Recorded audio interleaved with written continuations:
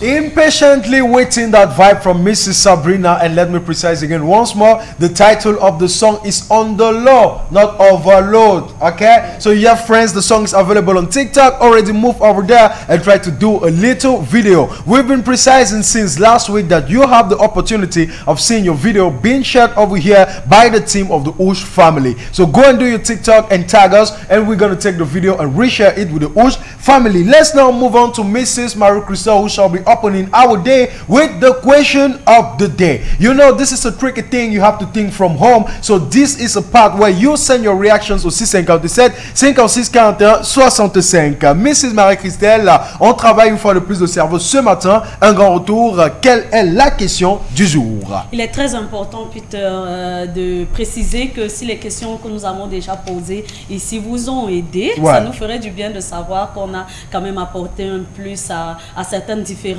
qu'il y a entre certains mots, parce que beaucoup de mots se ressemblent, beaucoup de mots peuvent signifier pour vous la même chose alors que ce n'est pas le cas. Donc ce matin, on va se demander quelle différence vous faites entre ce qu'on appelle nullité et ce qu'on appelle annulation. Quand est-ce qu'on dit qu'un acte est de nul effet? Quand est-ce qu'on dit qu'un acte est annulé? Ceci, c'est une question surtout à l'endroit, je pense bien des juridiques et de ceux-là qui sont en train de préparer le baccalauréat d'enseignement général. Peut-être même ils sont déjà en train de composer, et que je dis particulièrement, c'est souvent, ils sont soumis à l'épreuve de philosophie. Alors ne soyez pas surpris parce qu'on vous propose généralement 3 sujets. Il peut venir celui-ci. Quelle différence faites-vous entre nullité et annulation? Bonne chance à vous tous. Le reste aussi 57 56 41 65. Quelle différence faites-vous entre nullité et annulation? Très bonne question. Mrs. Alvin Daniela, je te laisse la parole.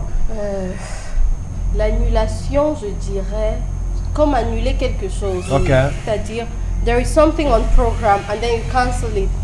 The thing has already existed. It's there, but you decide to cancel it. Yes. Et maintenant qu'on parle de nullité, je me dis, l'acte n'a pas encore été concret. It's not yet existent. So you cancel it, but it's not yet concrete.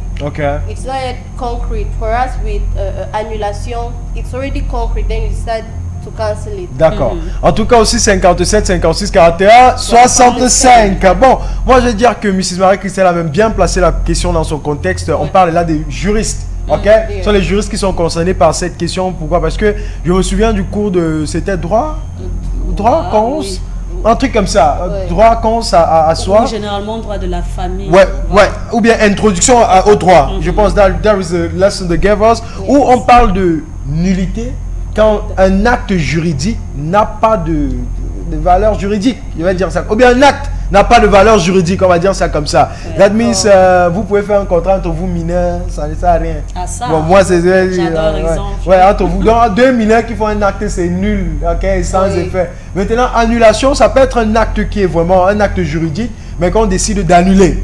So that's what I understand by it. So that is my own point of view. Donc, à la maison, qu'est-ce que vous faites comme différence entre nullité et annulation? C'est aussi 57 56 41 65. Et on reprécise encore, la question du jour se poursuit jusqu'à la fin de l'émission. OK?